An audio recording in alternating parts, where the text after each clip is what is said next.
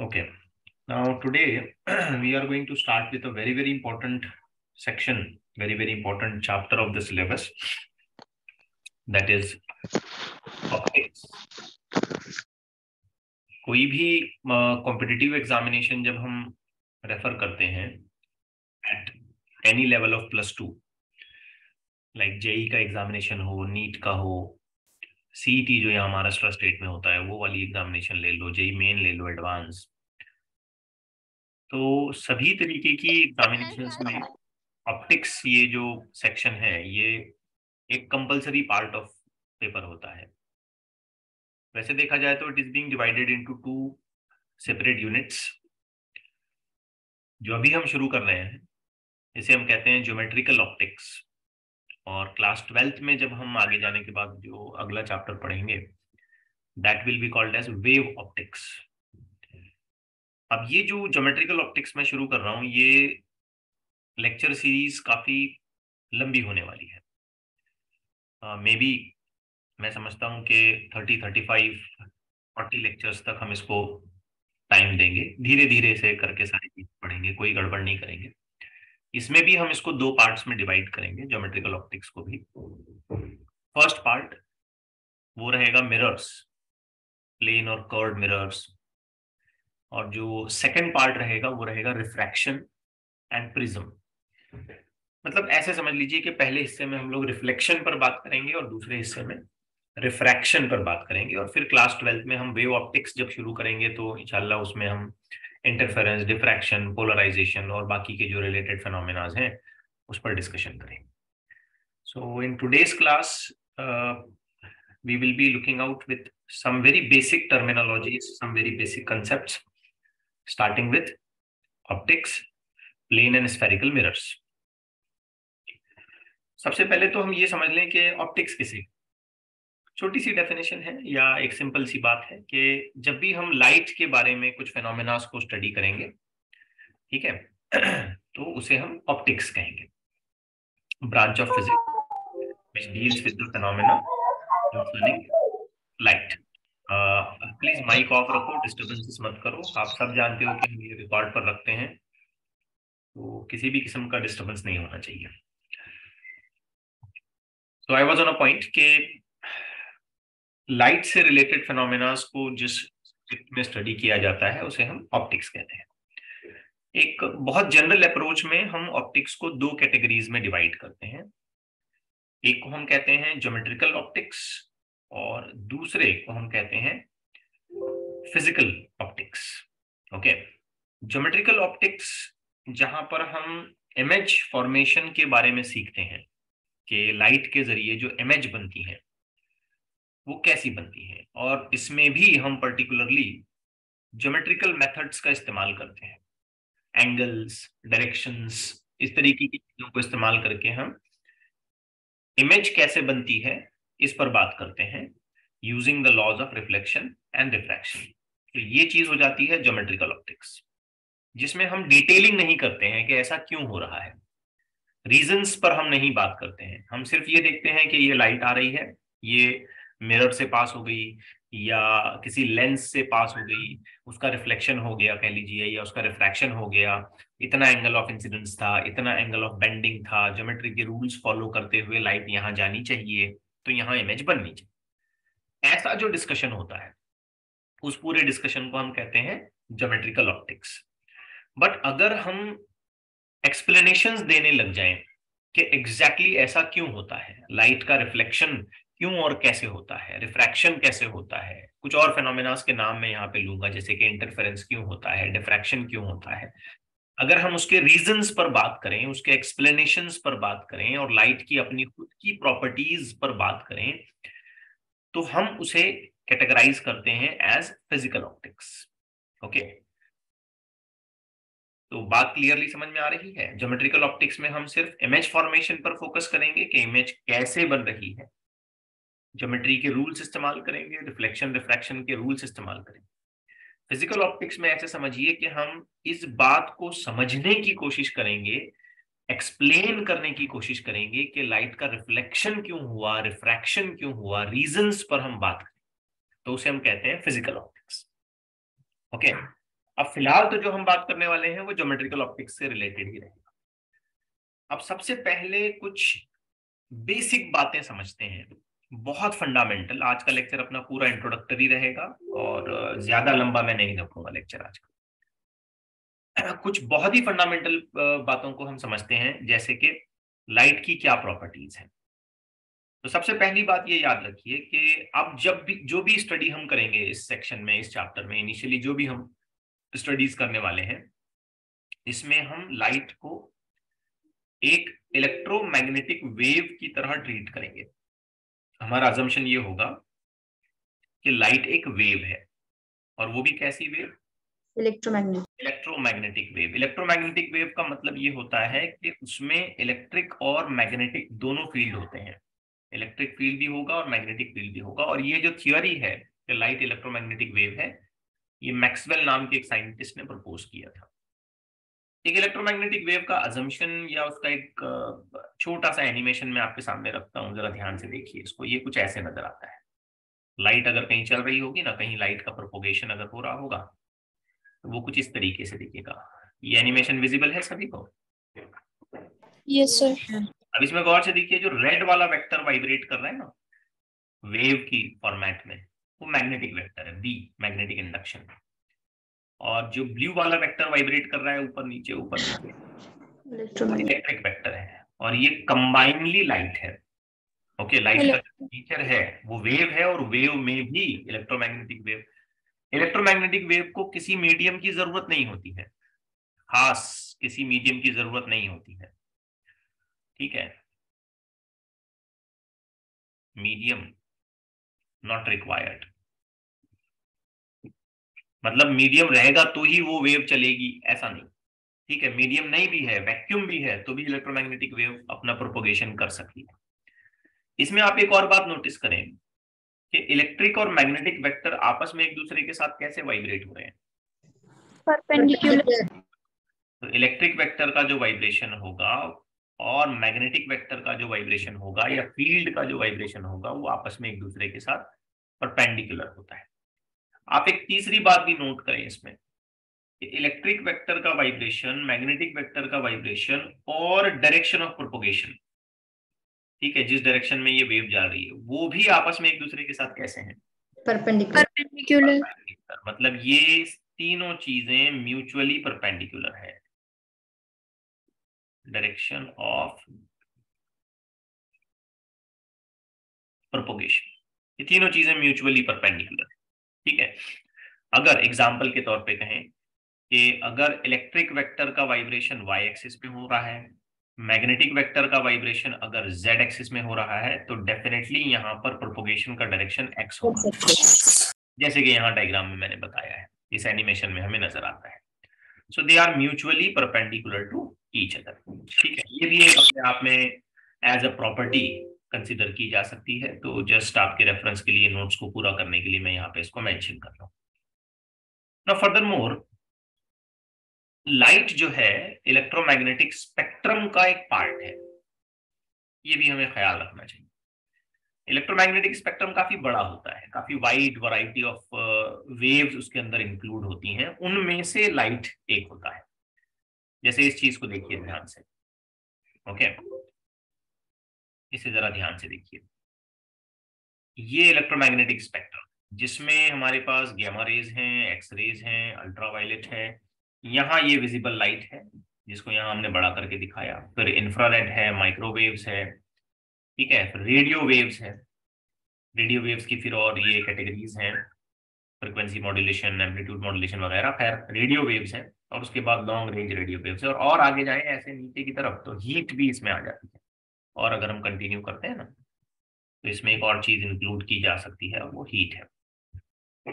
तो ऐसे इस तरफ जाएंगे गामा, एक्स रेज, और ऐसे नीचे नीचे नीचे, तो वेवलेंथ बढ़ेगी और फ्रिक्वेंसी घटेगी। और ऐसे उल्टा जाएंगे तो फ्रिक्वेंसी इंक्रीज होगी। मतलब हाईएस्ट फ्रिक्वेंसी किसकी है? गामा रेज की। और हाईएस्ट वेवलेंथ फिलहाल इस स्पेक्ट्रम के हिसाब से बात करें तो लॉन्ग रेंज, उसमें लाइट है।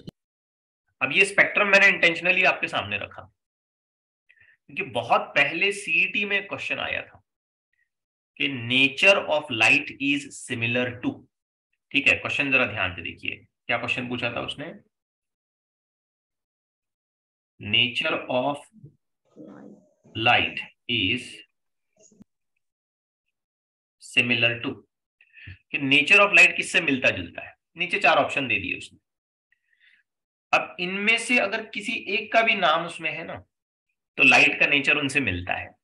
मान लीजिए ऑप्शन में अगर गामा रेज है, तो मैं यस कहूंगा, लाइट का नेचर गामा रेज से मिलता है, क्योंकि ये सब एक जैसी ही है।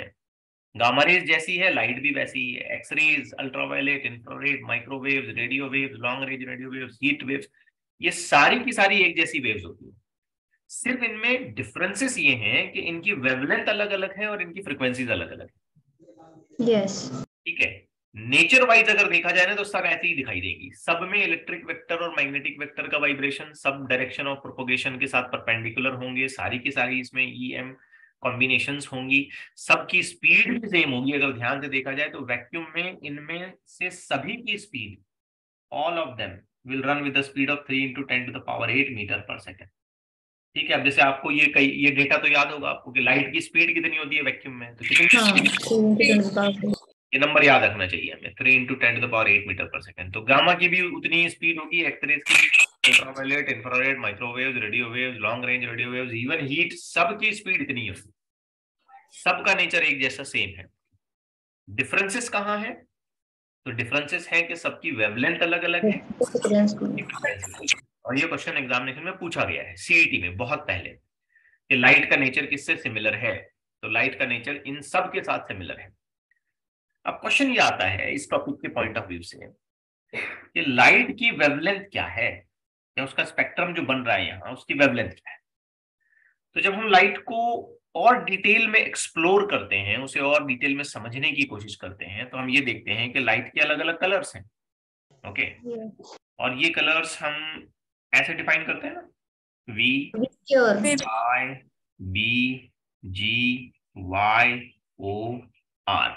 विबग्योर।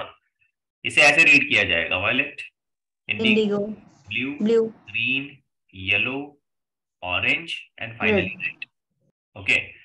तो ऐसे कंबाइन एक वर्ड बना के पढ़े इसे हम, तो इसे हम विबग्योर कहते हैं। VIBGYOR, violet, indigo, blue, green, yellow, orange and red. ये कुछ इसी तरीके से ये रहेगा, वायलेट, ये इंडिगो, ठीक है, यहाँ ब्लू इसके साथ मिक्स होकर के ये फाइनल ग्रीन, येलो, ये ऑरेंज और यहाँ फाइनली रेड। अभी जो वायलेट कलर है इसकी वेवलेंथ होती है 4000 एंगस्ट्रॉम, ठीक है। और ये जो रेड कलर है इसकी वेवलेंथ होती है 8000 एंगस्ट्रॉम, ठीक है, टू बी वेरी एग्जैक्ट। यहाँ 7 लिखा हुआ है, बट हम लोग जो रीड करते हैं हमारी टेक्स्ट बुक्स में जो वैल्यूज दी गई हैं वो 8000 के हिसाब से, 7000 प्लस समथिंग ऐसा कुछ होगा इन जनरल अगर कहा जाए। तो लाइट की वेवलेंथ की शुरुआत कहां से होगी? 4000 एंगस्ट्रॉम करके कहां तक? 8000। हम ऐसे भी कह सकते हैं, ध्यान से देखिए, 400 नैनोमीटर से लेकर के 800 नैनोमीटर। अब एक बेसिक बात याद रखिए कि 1 एंगस्ट्रॉम का जब हम कन्वर्जन करते हैं ना, तो वो 10⁻⁻ होता है। नंबर याद रखिए इसको। और 1 नैनोमीटर का जब हम कन्वर्जन करेंगे तो वो होगा 10⁻⁹ मीटर। मतलब एंगस्ट्रॉम का कन्वर्जन अगर मुझे कैलकुलेशंस के लिए करना है तो मैं मीटर में कन्वर्ट करते वक्त कितना करूंगा उसे? 10⁻⁻10। मतलब इस बात को मैं ऐसे लिख सकता हूँ बेटा, 4000 × 10⁻⁻10 मीटर। और ये नैनोमीटर के लिए मैं ऐसे लिख सकता हूँ 400 × 10⁻⁹ मीटर। यहाँ कैसे लिखूंगा मैं? 8000 × 10⁻⁻10 मीटर। और यहाँ क्या लिख पाऊंगा मैं? 800 × 10⁻⁹ मीटर। तो ये कन्वर्जन जरा याद रखिए, क्योंकि ये हमें हेल्प करेंगे आगे फर्दर कैलकुलेशंस को रिपीट करते वक्त। ठीक है। सो ये 1 नैनोमीटर याद रखना चाहिए, 10⁻⁹ मीटर। ये बड़ा इंपॉर्टेंट डेटा है। तो 2 बातें यहाँ पता चली कि लाइट इलेक्ट्रोमैग्नेटिक वेव में से उसके स्पेक्ट्रम का हिस्सा है जिसकी स्पीड है 3 × 10⁸, उसका नेचर इन सभी के साथ मिलता जुलता है। और वैक्यूम में speed 3 × 10⁸ with your colours possibilities, जिसमें सबसे छोटी वेवलेंथ जो आएगी ये 4000 एंगस्ट्रॉम वायलेट के लिए आएगी। और सबसे बड़ी वेवलेंथ जो आती है ये रेड के लिए आती है, जो कि है 8000। कभी कभी आप ऐसे लिखा हुआ भी देखोगे कि वेवलेंथ फॉर वायलेट, बीच में वेवलेंथ फॉर ग्रीन और एंड में वेवलेंथ फॉर रेड, तो इसे ऐसे बताया जाता है। ठीक है, सबसे ज्यादा वेवलेंथ किसकी है? रेड। रेड। अब हम थोड़ा और अगर डिटेलिंग करें तो हम लाइट को अल्टीमेटली एक वेव की तरह ही तो मानते हैं कि भाई लाइट वेव है, ऐसा ना? Yes yes sir. तो वेव की सारी इक्वेशंस उस पर एप्लीकेबल हो जानी चाहिए। तो अगर हम वेव की इक्वेशंस को थोड़ा सा रिकॉल करें, जो साउंड चैप्टर में हमने सीखा, साउंड चैप्टर में हमने पढ़ा, तो आपको याद होगा कि हम वेव की कुछ इस तरीके से इक्वेशन बनाते हैं, Yes, sir. है ना? अब इसे इलेक्ट्रिक फील्ड के पॉइंट ऑफ व्यू से लिखें तो ऐसी बनती है, मैग्नेटिक फील्ड के पॉइंट ऑफ व्यू से लिखें तो ऐसी बनती है। इसमें एक इंटरेस्टिंग सी बात ये निकल करके आती है कि अगर मैं कंपैरिजन करता हूं, यहाँ पे ये 1/v² की जगह देखो, नोटिस करो यहाँ क्या आ गया? Epsilon not mu naught. Yes, तो 1/v² की जगह मुझे मिल गया म्यू और एप्सिलॉन। थोड़ी देर के लिए नॉट छोड़ देते हैं, तो इसे रीअरेंज करने पर मुझे मिलेगा v is equal to under root में म्यू एप्सिलॉन। इसे क्या पता चला? लाइट की स्पीड पता चली। समझ आई ना बात? लाइट की स्पीड का एक जनरलाइज्ड फॉर्मूला हमें पता चला, v इज इक्वल टू 1/√में म्यू एन एप्सिलॉन। और अगर हम उसी लाइट की स्पीड को वैक्यूम में गिने तो उसे c कहा जाता है, और वैक्यूम में गिनने पर हम लोग लिख पाएंगे अंडर रूट में म्यू नॉट एप्सिलॉन नॉट। अब हम सब जानते हैं म्यू नॉट का वैल्यू कितना होता है, 4π × 10⁻⁷ पढ़ चुके हैं ना ये। यस। एप्सिलॉन नॉट का वैल्यू कितना होता है, अभी पढ़ भी रहे हैं हम लोग, The power minus 3π × 10⁻12 ऐसा यूनिट्स। तो ये दोनों नंबर्स अगर मैं यहाँ पुटअप कर देता हूँ और कैलकुलेट करता हूँ तो आंसर आता है 3 × 10⁻8 मीटर/सेकंड। ये एब्सोल्यूट वैल्यूज है। अगर मीडियम चेंज होता है, ठीक है, मीडियम अगर बदलता है, तो उस मीडियम में जो भी म्यू और एप्सिलॉन की वैल्यू उसके अकॉर्डिंगली वहां पर लाइट की स्पीड डिफाइन की जा सकती है। Okay, yes sir. As per the situation. अब इसमें कई बार ऐसे क्वेश्चन आए हैं, बड़ा ही इंटरेस्टिंग सा क्वेश्चन देखो ऐसे आया है। उन्होंने कुछ नहीं बताया, उन्होंने ऐसे बोला कि 1/√में म्यू और एप्सिलॉन का यूनिट क्या है। ठीक है, ऐसे बोला उन्होंने। अब बच्चा कंफ्यूज हो जाता है, वो क्या करता है, म्यू का यूनिट यहाँ रखता है, एप्सिलॉन का यूनिट यहाँ रखता है, कैलकुलेशन करने लगता है, फिर आंसर निकालने के बाद वो क्लेम करेगा। लेकिन अगर आप बहुत ध्यान से सोचो तो ये फैक्टर किस चीज को बता रहा है? velocity light speed. स्पीड का क्या यूनिट है? meter/second. मतलब इस चीज को सॉल्व करूंगा तो इसका यूनिट मीटर/सेकंड ही आना चाहिए।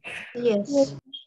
मैंने किसी एग्जामिनेशन में ये भी देखा कि भाई इसका डायमेंशन क्या है। अगर आप ध्यान से देखोगे तो इसका डायमेंशन आप ऐसे लिखोगे ना, m0 l1 t-1। आपने ये डायमेंशन क्यों लिखा, सोचे?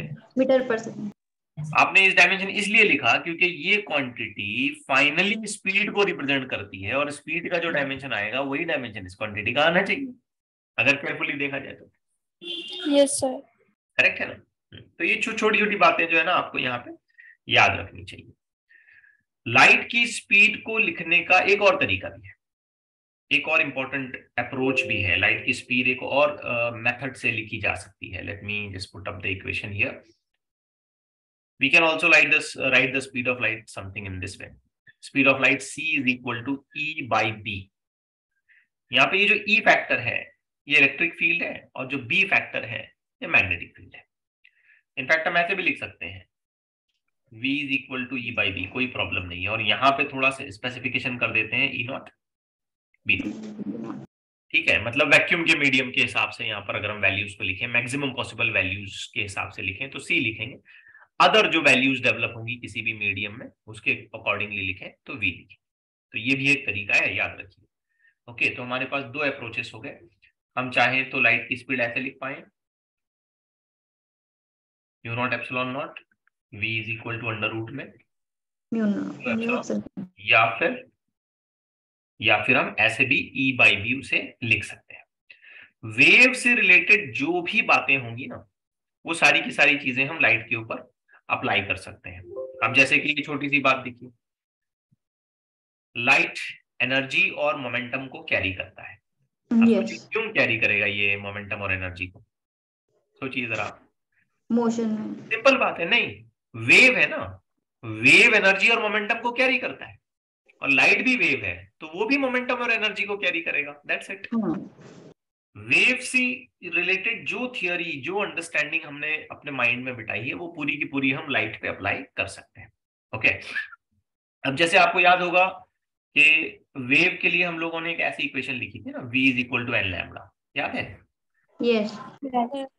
ये भी लाइट के लिए अप्लाई हो सकती है, जहां पे v स्पीड है, n फ्रिक्वेंसी है और लैम्बडा वेवलेंथ है। ये चीज भी हम वेव के लिए अप्लाई कर सकते हैं, कोई प्रॉब्लम नहीं है।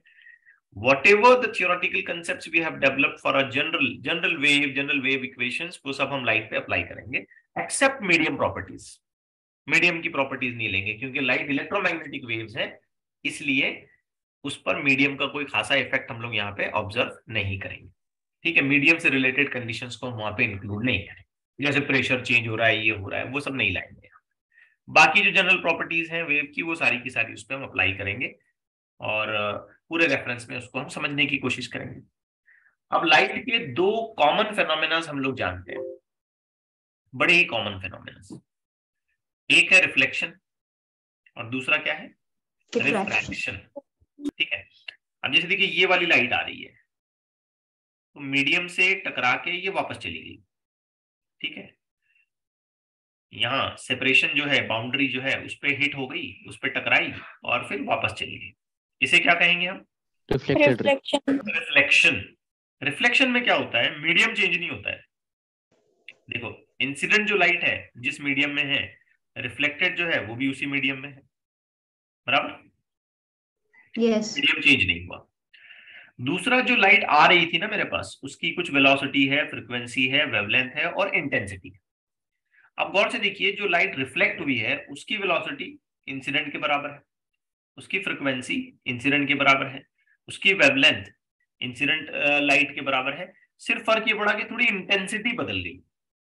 वो भी बदल सकती है या नहीं बदल सकती है, डिपेंड करेगा। डिक्रीज होगी या नहीं होगी वो भी डिपेंड करेगा।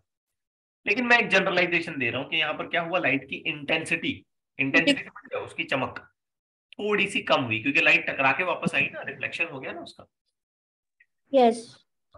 एक और चीज यहाँ पे चेंज होती है बेटा, जिसको हमको अच्छे से याद रखना चाहिए, और वो है फेज। रिफ्लेक्शन में ना फेज चेंज होता है। Phase change by pi radian, इसको हमको याद रखना चाहिए। वेलोसिटी नहीं चेंज होगी, फ्रीक्वेंसी नहीं चेंज होगी, वेवलेंथ नहीं चेंज होगा। ठीक है, कलर्स नहीं चेंज होंगे लाइट के। रेड कलर आ गई तो रिफ्लेक्शन रेड ही होगा। रिफ्लेक्शन में एक ही चीज चेंज होती है Phase. और वो क्या है? फेज। कितने से चेंज होता है, याद रखिए, Pi. पाई। अब ऐसा क्यों होता है, जरा सोचिए, ये वीडियो की तरफ देखिए, है ना, ये टिप है, ये टकराई। अब टकरा के अगर इसको वापस जाना है तो आते टाइम पे चेहरा ऐसा है जाते टाइम पे ऐसा है, फेस बदल गया। समझने के लिए बता रहा हूं मैं। देखो, आ रही थी तो ऐसे आ रही थी, ये सरफेस पे आ रही थी तो ऐसे है, जा रही तो ऐसे है। फेस तो 180 डिग्री बदला ना, पाई रेडियन 180 का मतलब। Yes. सर तो आते वक्त ऐसे, जाते वक्त ऐसे दिखाओगे। देखो, सेंस पूरा बदल रहा है। तो पूरी तरीके से हम यहाँ पे ये ख्याल रखेंगे कि यहाँ पे फेस चेंज होता है। अब अगर लाइट मीडियम को क्रॉस करती है, बाउंड्री को क्रॉस करके दूसरे मीडियम में चली जाती है। ठीक है, इसकी डिटेलिंग्स मैं बाद में करूंगा, फिलहाल मैं बहुत बेसिक बातें कर रहा हूं। तो अगर लाइट मीडियम को क्रॉस करती है, बाउंड्रीज को क्रॉस करके दूसरे मीडियम में चली जाती है, तो उस फेनोमेना को क्या नाम दिया जाएगा? रिफ्रैक्शन। रिफ्रैक्शन में नोटिसेबल बात क्या है? वेलोसिटी बदल जाती है। देखो, v डैश। वेवलेंथ बदल जाती है, लैम्बडा डैश।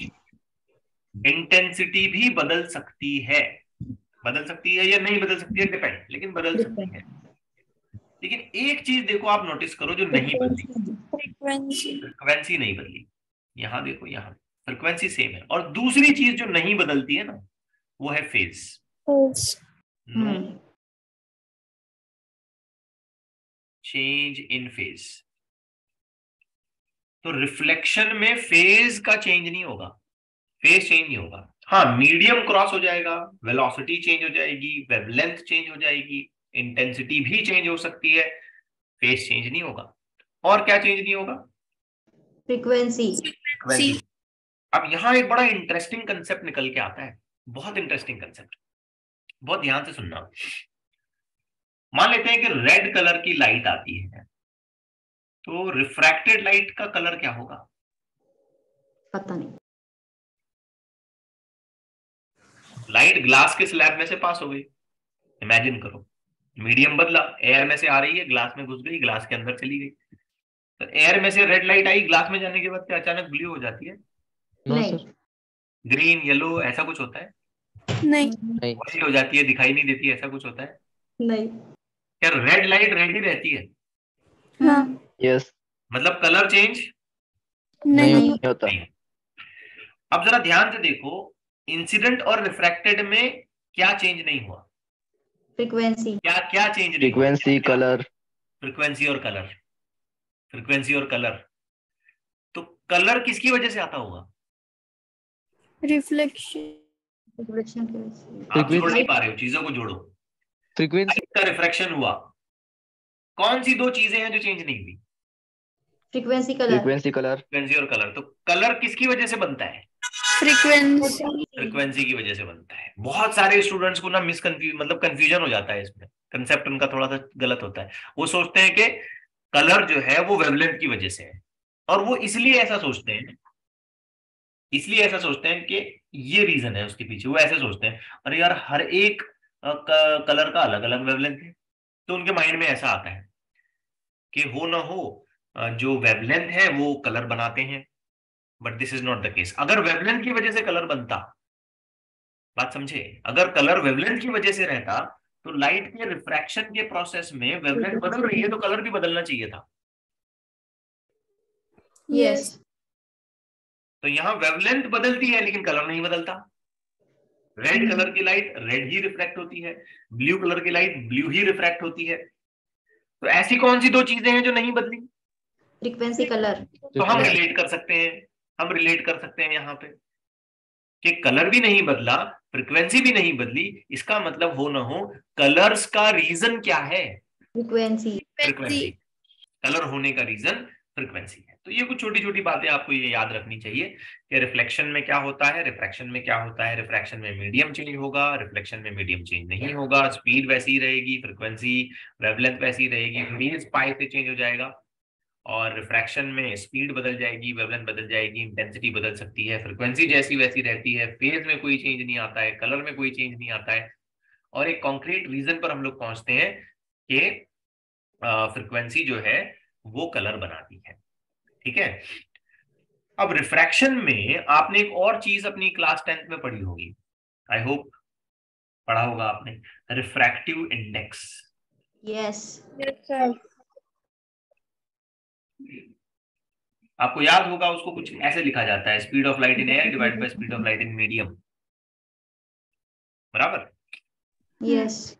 छोटा मोटा, अभी तो डिटेल करना है बहुत ज्यादा, 20-30 लेक्चर देंगे इस पे तो आ जाएगा समझ में। छोटा मोटा अगर लिखना चाहें रिफ्रैक्टिव इंडेक्स तो ऐसे लिख सकते हैं, speed of light in air यानी कि मैक्सिमम पॉसिबल स्पीड जो भी है उसकी divided by speed of light in medium. बिल्कुल बेसिक डेफिनेशन में बता रहा हूं इसकी, with reference to air and all that. बाकी डिटेलिंग उस वक्त करेंगे जब हम रिफ्रैक्शन को पूरा फुल फ्लेज पढ़ेंगे। Got it? Yes sir. Sir, yes sir. कुछ छोटे मोटे क्वेश्चंस देखते हैं और फिर आगे बढ़ते हैं। बिल्कुल हल्के फुल्के। जैसे बताइए इसका क्या डायमेंशन होगा? M0 M0 L1 T raised to -1. Very correct. 0 L1 T1. 0 L1 T minus 1. That may be the dimension. Why we have made a choice of this dimension to it? Speed बता। क्योंकि ये जो चीज बनती है ये कुछ नहीं है बल्कि स्पीड बनती है। आइए एक और बड़ा इंटरेस्टिंग सा क्वेश्चन करते हैं, ध्यान से देखना। एक लेजर लाइट है, ठीक है, और वो भी रेड कलर की लेजर लाइट है, ठीक है, this point to be noted. Red colour का लेजर लाइट है और इसको हमने इंसिडेंट कराए रेड बलून पर और ब्लू बलून पर। ठीक है, मतलब हमारे पास दो अलग अलग बलून्स हैं। मान लीजिए ये एक ब्लू बलून है और इसी तरीके का हमारे पास एक रेड बलून है। अब लेजर लाइट इस पर भी इंसिडेंट करा दी और इस पर भी इंसिडेंट करा दी। ठीक, अब ये पूछ रहा है कि भाई कौन सा बलून पहले बर्स्ट होगा। ब्लू वाला पहले फट जाएगा, रेड वाला पहले फटेगा, दोनों साथ में फटेंगे, कोई भी नहीं बर्स्ट होगा।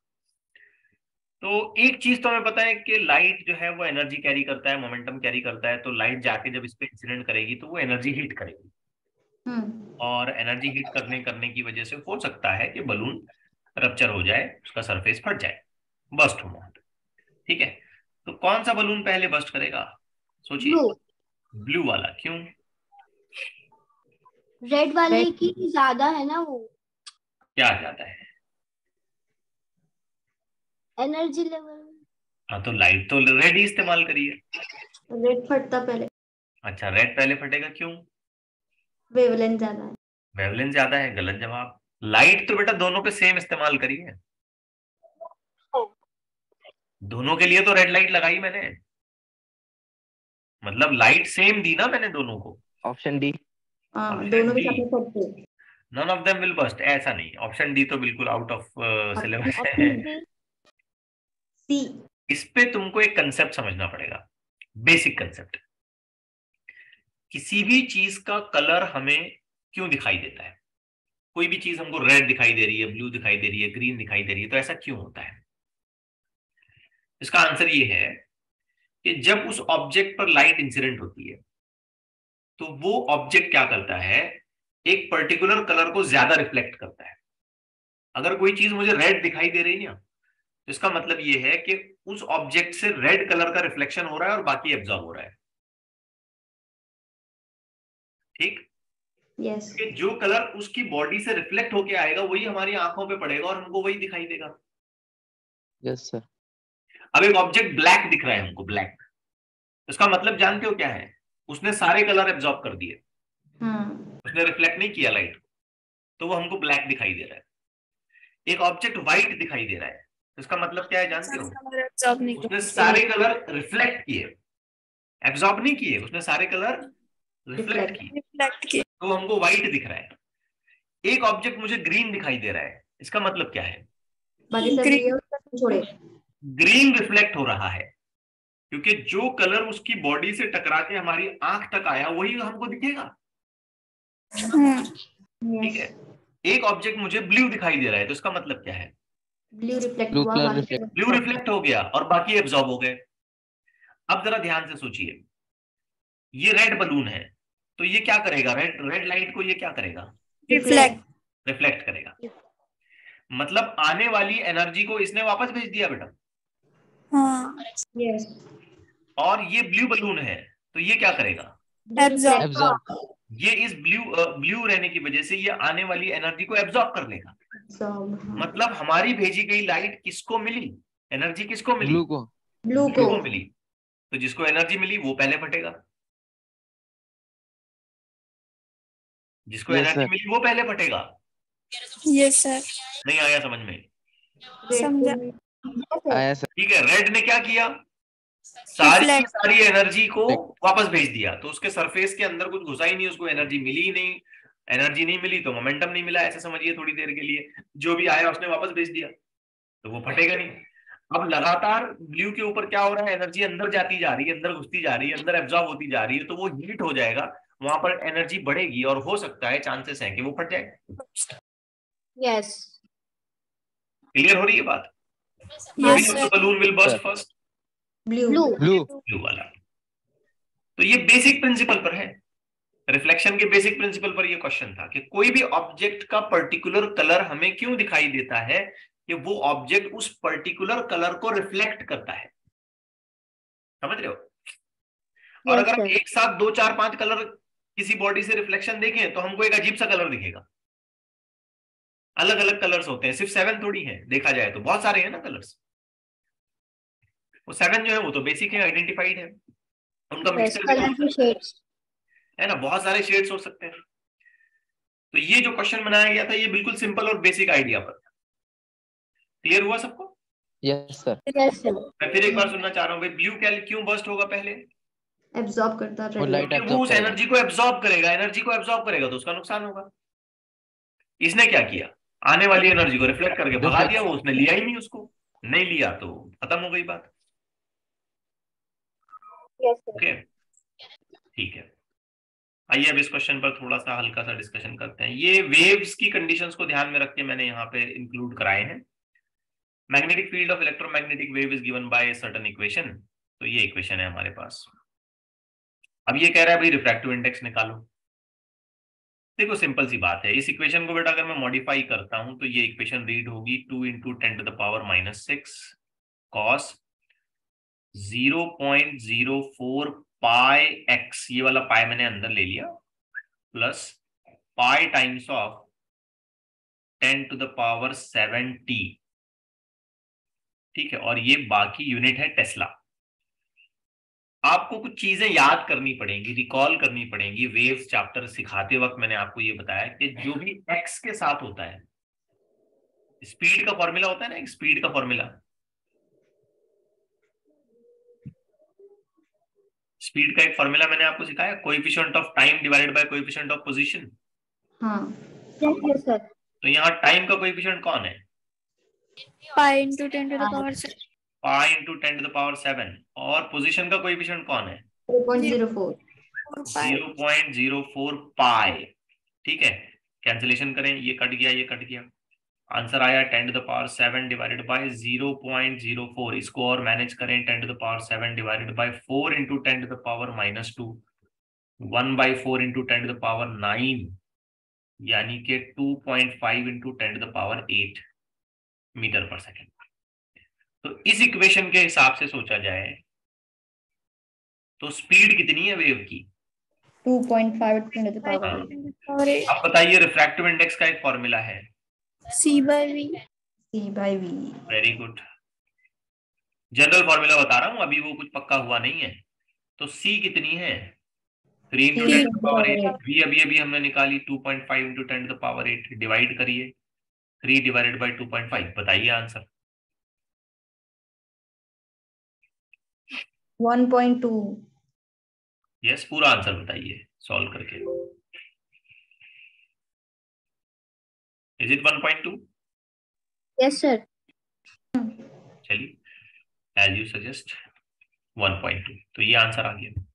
अब देखिए क्वेश्चन कहां से कहां रिलेट हो रहा है, वेव की कंडीशन और कहां पहुंच रहे हैं रिफ्रैक्टिव इंडेक्स पर।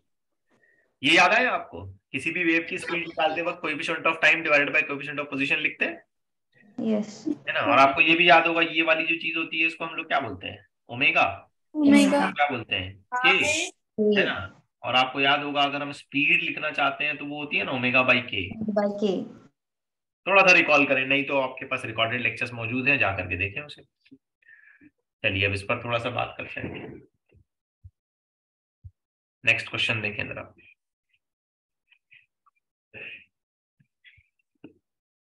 यहां पर भी हमको एक मैग्नेटिक फील्ड की कंडीशन दी गई है। फिर ये पूछ रहा है वेवलेंथ कितनी है, फ्रीक्वेंसी कितनी है, स्पीड कितनी है।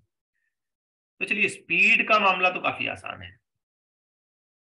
स्पीड, टाइम का कोएफिशिएंट और पोजीशन का कोएफिशिएंट, ठीक है। टाइम का कोएफिशिएंट कितना है 1.5 × 10⁻11, और ये कितना है 500। इसको ऐसे लिख लें भाई आप, 15 × 10⁻10 कर दें, है ना, 10⁻10। इसको कर दें 5 × 10⁻2, चलेगा। 3 × 10⁸ मीटर पर सेकेंड, काम खत्म। तो स्पीड का काम हो गया। अब हमसे ये भी पूछा गया कि भाई वेवलेंथ कितनी है, फ्रीक्वेंसी कितनी। बेटा ये जो चीज है जो टाइम के साथ होता है, ये ओमेगा होता है ना। यस। तो ओमेगा कितना आया अपना 1.5 × 10⁻11। बट हम लोग जानते हैं ना ओमेगा क्या होता है, पाई एन। So that is 1.5 × 10⁻11। अगर मैं इसे सॉल्व कर लूं तो एन का आंसर आ जाएगा 1.5 × 10⁻11 डिवाइडेड बाय 2 पाई। सॉल्व करिए, जो भी आया हर्ट्ज। अच्छा, हम ये भी जानते हैं कि जो पोजीशन के साथ होता है वो क्या होता है, के। तो फिलहाल के क्या बना 500। लेकिन हम ये भी जानते हैं ना कि के असलियत में क्या होता है 2 पाई बाई लैम्डा, अगर आपको याद है 2 pi by lambda. 2 pi by lambda, if you remember, तो 2 pi by lambda is equal to 500. तो lambda will now become equal to 2 pi divided by 500. Solve कर लें, मीटर्स में इसका भी आंसर आ जाएगा। या आप ऐसे नहीं निकालना चाहते तो आप ऐसे निकालें, v is equal to n lambda, lambda is equal to v by n। चलिए ये भी अलाउड होगा आपको, क्योंकि आपने यहाँ v तो निकाल लिया है, आपने यहाँ n निकाला है, सब्स्टिट्यूट करें वो भी आंसर अलाउड होगा आपका। Okay Yes, sir. Yes, sir. Either way right an expression for electric field vector. तो हमें मैग्नेटिक फील्ड वेक्टर तो दे दिया इसने, लेकिन ये पूछ रहा है इलेक्ट्रिक फील्ड वेक्टर लिखो। तब बहुत सिंपल है, आपको याद है मैंने आपको एक अभी भी इक्वेशन बताई थी, C is equal to E by B। तो इसी इक्वेशन को अगर मैं कैरी करता हूं तो E इज इक्वल टू क्या, CB। C into B. और C कितना है, 3 into 10 to the power 8. बस 3 into 10 to the power 8 ले लो और B की ये पूरी इक्वेशन को यहाँ मल्टीप्लाई कर दो, काम खत्म। बाकी सब जैसा वैसा, ये sine 500x 1.5 10 to the power 11 t tesla, ये सब जैसा वैसा, सिर्फ इधर मल्टीप्लाई होगा। 2 into 10 to the power -7 को C से मल्टीप्लाई करें, कर पाओगे? 1. Yes, sir. Yes. ठीक है, बेसिक चीजें हैं। तो ये कुछ एक simple collection of questions I have kept here just to carry, just to remind you that के लाइट की प्रॉपर्टीज वेव्स के साथ हैंडल की जा सकती हैं। Okay, now let's talk about some basic laws. थोड़ी सी बेसिक लॉज पर भी कुछ बात करते हैं। लाइट के कुछ अपने बेसिक लॉज हैं जो कभी नहीं बदलते हैं, चाहे कुछ हो जाए, ठीक है, इनको लाइट कभी भी चेंज नहीं करती है। जैसे सबसे पहले है रेक्टिलिनियर प्रोपोगेशन। ठीक है, रेक्टिलिनियर प्रोपोगेशन मतलब सीधा चलना। जब तक लाइट किसी मीडियम में ट्रैवल करेगी तब तक उसकी डायरेक्शन ऑफ प्रोपोगेशन में चेंज नहीं आएगा, वो बिल्कुल सीधा ही चलेगी। उसका डायरेक्शन कब चेंज होगा, या तो वो मीडियम बदले, एयर से वाटर में चली गई, वाटर से ग्लास में चली गई, ऐसा कुछ मीडियम बदल रही है तब वो डायरेक्शन इधर उधर करेगी, वो रिफ्रैक्शन कहलाता है। या फिर वो किसी ऑब्जेक्ट को हिट करके अपनी डायरेक्शन को चेंज कर ले। अदरवाइज जब तक लाइट एक ही मीडियम में चल रही है या वैक्यूम में चल रही है तो वो अपनी डायरेक्शन ऑफ प्रोपोगेशन को हमेशा सीधा यूनि डायरेक्शन रखती है। इस लॉ को हम क्या कहते हैं, सन से मान लो लाइट निकलती है, जब तक वो अर्थ के एटमॉस्फेयर में नहीं एंटर करती है तब तक सीधा चलेगी, स्ट्रेट आती है। 1000 करोड़ किलोमीटर, समझ रहे हैं, स्ट्रेट सीधा ही चलेगी, बिल्कुल चेंज नहीं। जब वो एटमॉस्फेयर में एंटर करेगी, अलग अलग मीडियम्स, ठीक है, नाइट्रोजन, हाइड्रोजन, ऑक्सीजन, ये वो अलग अलग एटमॉस्फेरिक लेयर्स में से ट्रैवल करेगी, तब थोड़ी सी डायरेक्शन चेंज हो जाएगी उसकी, अनटिल अनलेस उसकी डायरेक्शन में चेंज नहीं आएगा। तो इस लॉ को हम क्या कहते हैं, रेक्टिलिनियर प्रोपोगेशन। दूसरा लॉ है law of independence of light rays. मतलब एक लाइट रे दूसरी लाइट रे को कभी भी डिस्टर्ब नहीं करती है। हर लाइट रे की अपनी अपनी आइडेंटिटी होती है। अब दो लाइट रेज आजू बाजू में चल रही हैं, मान लो, इमेजिन करो, तो ऐसा नहीं होगा कि ये इस पर इन्फ्लुएंस करेगी या ये वाली उस पर इन्फ्लुएंस करेगी, या दोनों मिलकर तय करेंगे चलो भाई रुक जाओ थोड़ी देर बात करते हैं। ऐसा नहीं होगा। They will never influence each other, they will never disturb each other. वो एक दूसरे की इंटेंसिटी को, एक दूसरे के कॉम्बिनेशन को कभी भी डिस्टर्ब नहीं करेगी। हर लाइट रे अपने आप में एक इंडिविजुअल आइडेंटिटी होती है, ठीक है। इवन दो अगर वो इंटरसेक्ट भी करती है ना, जैसे मान लो एक लाइट रे दूसरी लाइट रे के साथ इंटरसेक्ट करी, क्रॉस की, क्रॉस करने के बाद पहली वाली अपने रास्ते, दूसरी वाली अपने रास्ते, इंटरसेक्ट हो गया, अब आगे बढ़ेंगे नहीं बढ़े, चलो अपन यहीं रुके, ऐसा नहीं होगा। बात समझ आई? Yes, Yes. sir. तीसरी और सबसे अहम बात, रिवर्सिबिलिटी। लॉ ऑफ रिवर्सिबिलिटी कहते हैं इसको। इसमें क्या होता है, अगर लाइट एक रास्ते पे ट्रैवल करती है, एक पाथ पे ट्रैवल करते हुए आगे बढ़ती है, ठीक है। अब आप इमेजिन करते हैं कि अगर लाइट एक्स से निकल के वाई पर जा रही है, ठीक है, अगर आप इमेजिन करते हैं कि अगर हमने लाइट को वाई से निकाला और एक्स पे भेजा, तो लाइट जिस रास्ते से आई है उसी वापस रास्ते से जाती है। वापस चली है, पाथ नहीं चेंज करती। जैसे इसे समझने के लिए एक सिंपल सा मैं एग्जांपल देता हूँ। मान लो ये मीडियम है, सेपरेशन है, ठीक है, यहाँ ऊपर की तरफ कोई भी एक मीडियम है या नीचे की तरफ कोई भी एक मीडियम, मतलब एयर है, वाटर है, ग्लास, ऐसा कुछ भी है। अब लाइट ऐसे आ रही है, जस्ट इमेजिन करते हैं, ठीक है, और उसके बाद वो हल्का सा बेंड होकर के इधर चली जाती है, लाइक दिस। इमेजिन करते हैं कि ऐसा हुआ, जस्ट इमेजिन। तो ये पॉइंट जो है ना, ये लाइट का स्टार्टिंग पॉइंट था और ये लाइट का जो है ना एंडिंग पॉइंट था, यहाँ तुमने उसको रिसीव किया। But suppose if you want to do reverse, end point को तुम स्टार्ट वाला बनाना चाहते हो और स्टार्ट वाले पॉइंट को तुम एंड वाला बनाना चाहते हो, तो लाइट जिस रास्ते से आई है उसी रास्ते से वो वापस जाएगी। यस। इस चीज को क्या कहेंगे हम? Law of reversibility. हाँ, मतलब लाइट अपने पाथ को रिट्रेस करती है, रिट्रेस, जैसा आई वैसा गई, जैसा आई वैसा गई। कंसेप्ट आ रहा है दिमाग में? Yes sir. Yes sir. आइए कुछ और दो चार छोटी छोटी चीजें है ना, टाइम, छोटी छोटी Yes, चीजें sir. देखते हैं जो काम की हैं, हमें बेसिक्स बता रहा हूं आपको, कल फिर मैं बाकी डिटेलिंग के साथ शुरू करूंगा। जैसे कि एक रिंग, एक बीम, एक पेंसिल, ठीक है, एक लाइट की ray, the path along which the light travels is called as ray. जिस पाथ पर हम लाइट के ट्रेवलिंग को बता रहे हैं उसको हम रे बोलेंगे। अगर हम ऐसी बहुत सारी रेज का कलेक्शन कर लेते हैं तो उसे हम बीम बोलेंगे, ठीक है। और एक बहुत ही पतली सी बीम अगर हम चॉइस करते हैं तो उसे हम क्या कॉल करेंगे? पेंसिल। ठीक है, डेफिनेशंस क्लियर हो गई? यस। एकदम पक्का? रे मतलब क्या? Path of light. जिस पाथ से लाइट ट्रैवल। अब जैसे मैं ये बता रहा था कि लाइट यहाँ से चल रही है, ऐसे जा रही है, तो ये क्या हो गया? रे। रे। Ray. ऐसी बहुत सारी रेस का अगर मैं कलेक्शन करता हूँ, बंडल बना देता हूँ, माइक ऑफ रखो प्लीज, माइक ऑफ रखो प्लीज। तो बहुत सारी रेस का अगर मैं ऐसा बंडल बना देता हूं तो मैं उसे कॉल करूंगा बीम। और अगर एक नैरो सी बीम में ले लेता हूं तो उसे हम क्या कॉल करेंगे? पेंसिल कॉल करेंगे। ये उतना ज्यादा टिपिकल तो नहीं है कि भाई इस पर बहुत ज्यादा चर्चा की जाए, डिस्कशन किया जाए। मेनली हम लोग रेस के साथ ही काम करते हैं, ठीक है। कभी कभी कुछ एक क्वेश्चंस में हमको बीम या पेंसिल ऐसे वर्ड देखने को मिलते हैं, तो यू शुड बी फेमिलियर कि ये क्या है। कुछ भी नहीं है, लाइट रेस का कलेक्शन। एक डिस्क्रिप्शन हम लोग अक्सर सुनते हैं, रियल और वर्चुअल। क्लास 10th में सुना होगा तुमने?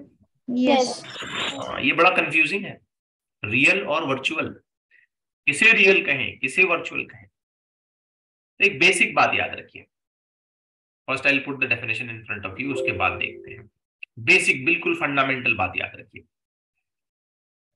अगर रिफ्लेक्शन या रिफ्रैक्शन के बाद लाइट रेज एक्चुअल में मिलती हैं, एक्चुअली लाइट रेज वाकई वहां पे जाके एक दूसरे को मिल रही हैं, इमेज बना रही हैं, तो वो रियल कहलाती है।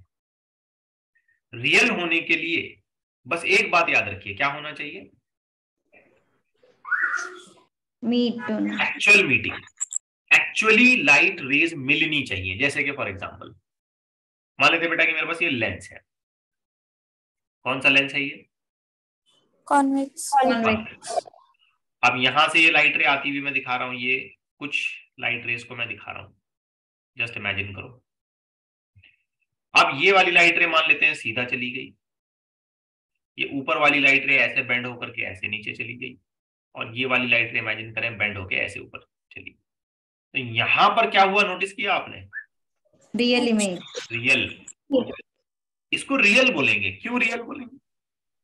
लाइट की रेस एक्चुअली, फिजिकली, वाकई ऐसे मुड़ रही हैं कि वो एक दूसरे को जाके टच हो रही है, एक दूसरे के साथ मीटिंग हो रही है, एक दूसरे को वो क्रॉस कर रही है, एक दूसरे को वाकई एक्चुअली इंटरसेक्ट कर रही है। एक्चुअल वर्ड पे मैं जोर दे रहा हूं।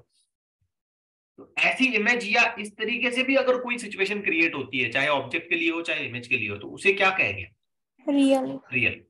लेकिन इमेजिन करते हैं कि हमारे पास ऐसा मिरर है, या लेंस ही ले लेते हैं, चलो ऐसा लेंस है, कॉनकेव। अब इस पर लाइट आ रही है लाइक दिस, ऐसे लाइट आ गई, ये ऐसे लाइट आई, ये ऐसे लाइट आई। अब ये वाली तो चलो भाई सीधा चली गई, लेकिन ये वाली ऐसे ऊपर गई, ये वाली ऐसे नीचे गई। अब ये तो मिली ही नहीं, डाइवर्ज हो गई। लेकिन हमने सोचा कि अगर हम इसके पाथ को पीछे की तरफ रिट्रेस करें अपने हिसाब से दोबारा मिलाने की कोशिश करें जबरदस्ती, तो यहां से ये मिलती हुई ऐसे इमेजिन की जा सकती हैं। Yes. ये जो इमेज बनेगी या ये जो सिचुएशन यहाँ Virtual. क्रिएट होगी, इसे क्या कहेंगे हम? Virtual. वर्चुअल। Image. हालांकि मैं इसके और शॉर्टकट्स आपको बता दूंगा, फौरन देखते ही समझ में आ जाएगा कि कौन रियल है कौन वर्चुअल है, ठीक है। लेकिन एक डिस्क्रिप्शन जो हमें याद रखना है वो क्या याद रखना है कि अगर एक्चुअल मीटिंग हो रही है लाइट रेस की तो वो क्या बनेगी? Real. और एक्स्ट्रापोलेट करके, लाइंस को खींच के, इमेजिन करके अगर सोचा जाए कि अगर मिली तो यहां मिलेंगी, तो उस चीज को क्या कहा जाएगा? Virtual. वर्चुअल। मैंने यहाँ कुछ डायग्राम्स आपके लिए रखी हैं, देखो आप इसको, सिंबॉलिक है मतलब, बाकी डिटेलिंग में आपको बाद में और बहुत सारी बताऊंगा इसकी एग्जांपल्स को। जैसे सोचिए ये वाली इमेज क्या है, ये लाइट रे आई इधर बैंड होके इधर मिली, ये लाइट रे आई इधर बैंड होके इधर मिलती है, तो ये एक्चुअल मिल रही है, क्या कहेंगे इसे? रियल कहेंगे वर्चुअल कहेंगे? रियल। अब यहाँ देखिए ये लाइट रे यहाँ आती है टकरा के, तो ये वापस जा रही है, ये लाइट रे इधर आ रही है रिफ्लेक्ट होकर वापस जा रही है, तो मिलने का सवाल ही नहीं पैदा होता, हमने जबरदस्ती करके मिलाया इसको, वर्चुअल। समझे ना? Yes. हमने सोचा कि भाई यार अगर मिलती तो यहाँ मिल पाती, मिलती तो यहाँ मिल पाती, ऐसे जबरदस्ती हमने की, हमने इमेजिन किया कि अगर लाइट रेस को मिलाएं हम तो यहाँ मिल सकती हैं, इनको मीट करा दें, इनको जोड़ दें, इनको कंबाइन करके इनका एक पॉइंट बना दें कहीं, तो वो सिचुएशन जो क्रिएट होगी वो वर्चुअल कहलाएगी। यहाँ देखिए रियल है, ये लाइट रे ऐसे मुड़ रही है, यहाँ ऐसे मुड़ रही है यहाँ। लेकिन अगर इस चीज को पीछे की तरफ एक्स्ट्रापोलेट किया जाए, इसे पीछे की तरफ एक्स्ट्रापोलेट किया जाए, तो यहाँ भी ये मिलाई जा सकती है, लेकिन इसे क्या कहना पड़ेगा? Virtual. हाँ, और ऑब्जेक्ट भी वर्चुअल होते हैं, ऑब्जेक्ट भी मानो वर्चुअल होते हैं, ठीक है। सिर्फ इमेज ही नहीं होती है, ऑब्जेक्ट्स भी होती हैं, वर्चुअल और रियल दोनों सूरतों में। यहाँ देखिए ये रियल ऑब्जेक्ट है, यहां से लाइट रे निकली इधर मुड़ी, यहां से लाइट रे निकली मुड़ के इधर चली गई। अब इस लाइट रे को मैंने एक्स्ट्रापोलेट किया, इस लाइट रे को मैंने एक्स्ट्रापोलेट किया, तो ये कौन सी बन गई? Virtual. वर्चुअल। ये रियल, ये वर्चुअल, ये रियल, ये वर्चुअल। इसे समझने का एक आसान सा तरीका है, ठीक है, आसान सा तरीका, हम इस पर बहुत प्रैक्टिस करेंगे, डोंट वरी अबाउट इट। फिलहाल सिर्फ मैं आपको कुछ नाम, कुछ लेबल्स फेमिलियर करा रहा हूं। बहरहाल इसे समझने का एक आसान सा तरीका, इसे पढ़िए। An object is real if it is lies on the incident side. Incident की जगह पर अगर ऑब्जेक्ट है, इंसिडेंट मतलब जहां से लाइट रे निकल रही है, तो वो वाला ऑब्जेक्ट रियल होता है। जैसे इसे देखिए, ये रियल ऑब्जेक्ट है, यहीं से लाइट निकल रही है।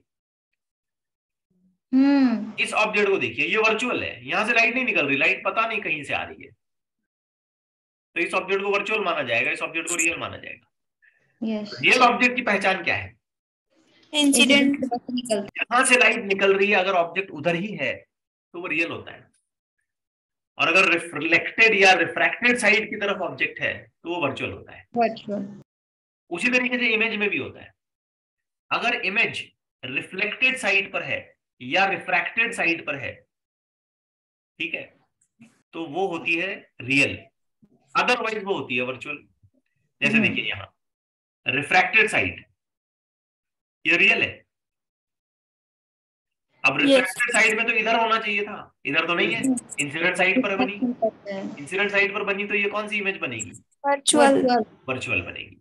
इस पर हम और ज्यादा डिटेलिंग करेंगे, ज्यादा घबराइए नहीं, रियल और वर्चुअल में कंफ्यूज मत होइए, ठीक है। बस आज की डेट में फंडामेंटली एक बात याद रखिए कि अगर लाइट की रेज एक्चुअली मिलती हैं तो वो रियल बनाएंगी, चाहे वो इमेज बनाए चाहे वो ऑब्जेक्ट की कंसिडरेशन में आए। और अगर लाइट की रेज को एक्स्ट्रापोलेट करके खींच खांच के हमको मिलाना पड़ रहा है तो वो क्या होंगी? वर्चुअल। समझने का आसान तरीका, अगर ऑब्जेक्ट इंसिडेंट साइड पर है तो रियल होता है, इमेज अगर रिफ्लेक्टेड साइड पर है या रिफ्रैक्टेड साइड पर है तो रियल, अदरवाइज वर्चुअल, ठीक है। तो आई थिंक आज के लिए इतना काफी है, इसके आगे के डिस्कशन को अगले लेक्चर में हम लोग कंटिन्यू करते हैं।